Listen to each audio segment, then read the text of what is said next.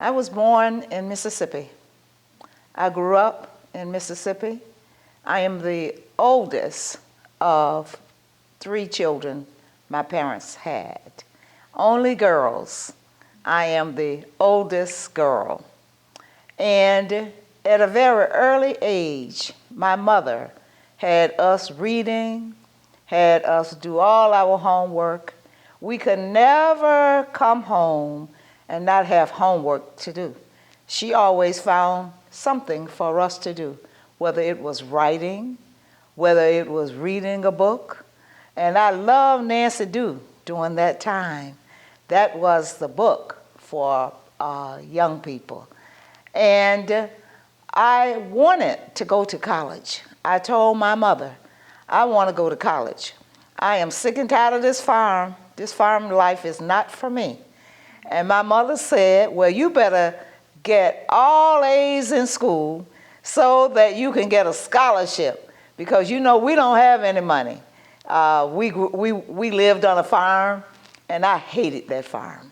But I tell you, that farm life taught me a whole lot, how to deal with situations when I did go off to college. I graduated from high school in 1962. And I graduated May 10th. June 10th, I was at Alcorn State University as a freshman. And my godmother, who was a home economics teacher, is the one had me go and see the president of the college. And she called, because she was his goddaughter. And so he told her to have me come into his office, and the secretary would, my godmother, Carrie Bell James, had arranged with President Boyd, who was her godfather, for me to come to his office. She told him I didn't have any money to go to college. And he asked her, was I smart? And she told him she will be the smartest student on Alcorn's campus and make you proud. And so he told her to tell me to come to his office on Monday morning.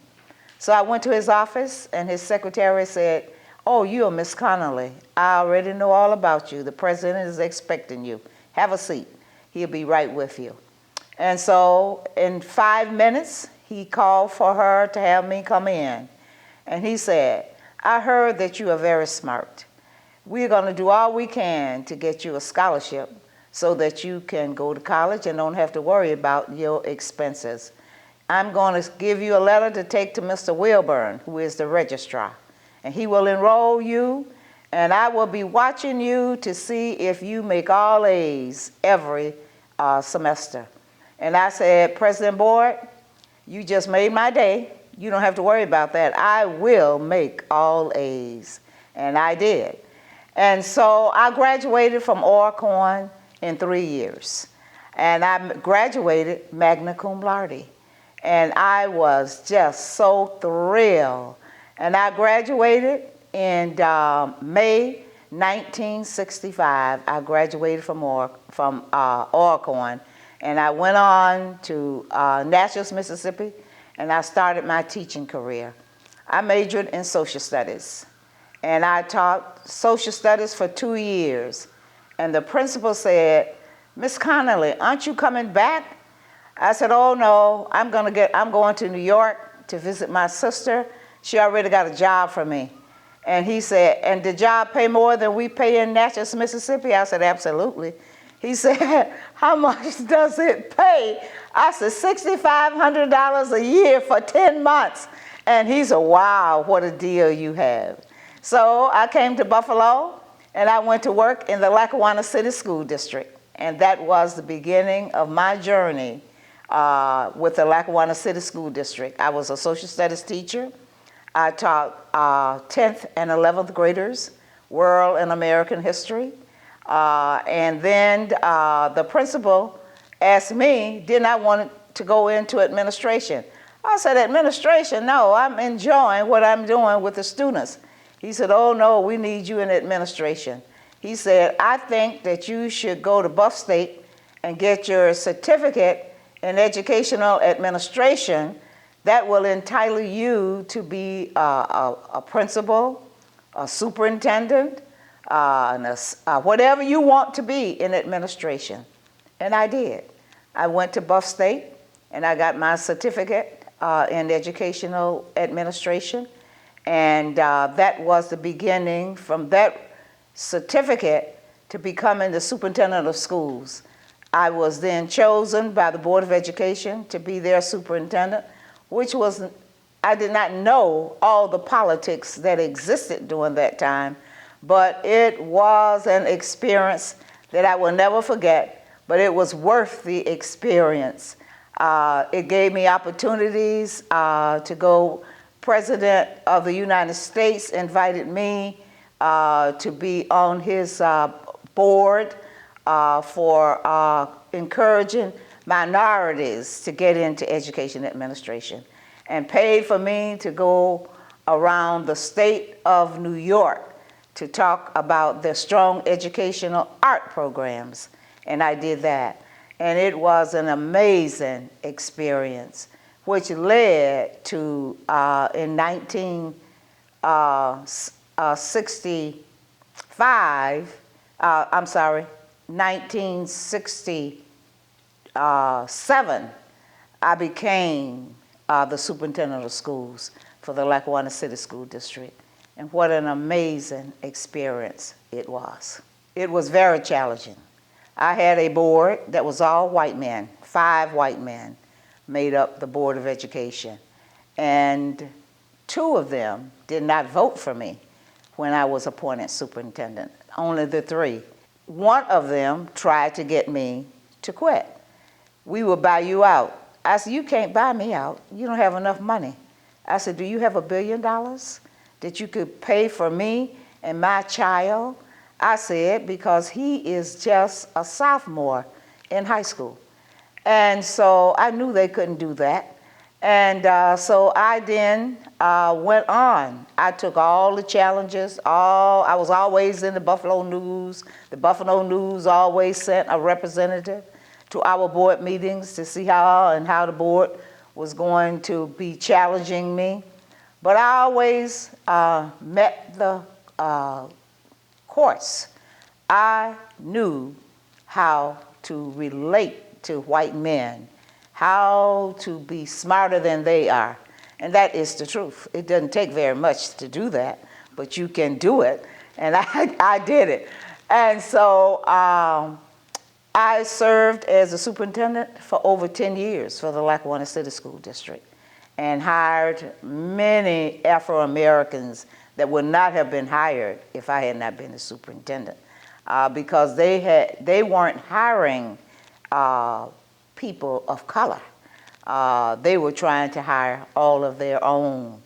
And I had a great rapport with my students, high school students. What I would do every year, I always had teacher orientation.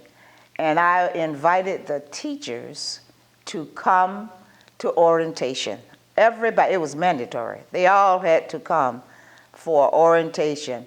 And I laid out for them the plan for the year, what their expectations. I said, you are in this district because you decided you wanted to be a teacher, and you have to be the best teacher you can be.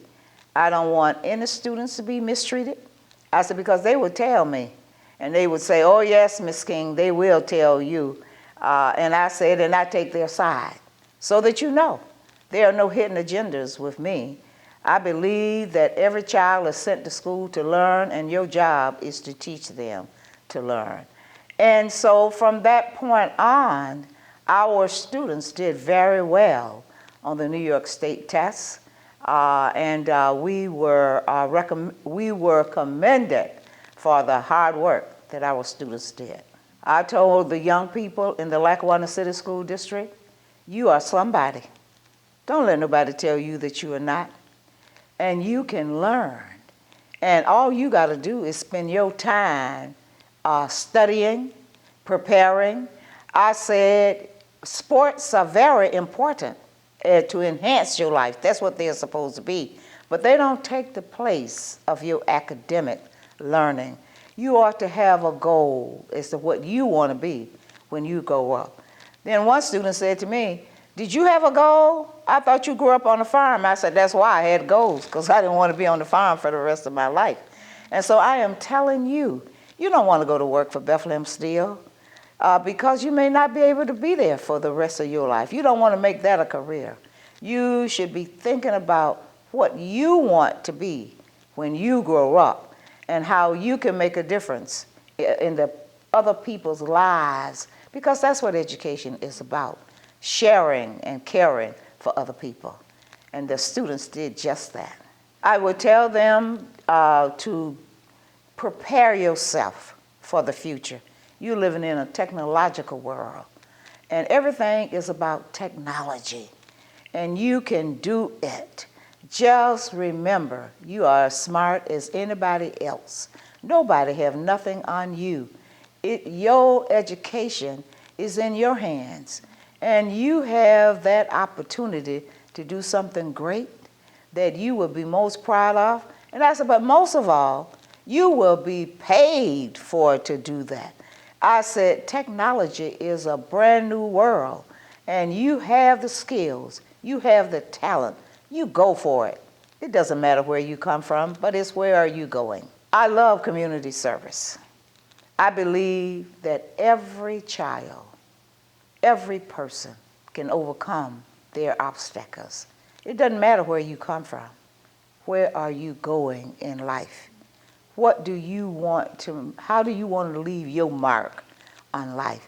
That's what will keep young people focused and help them to become all that they want to become.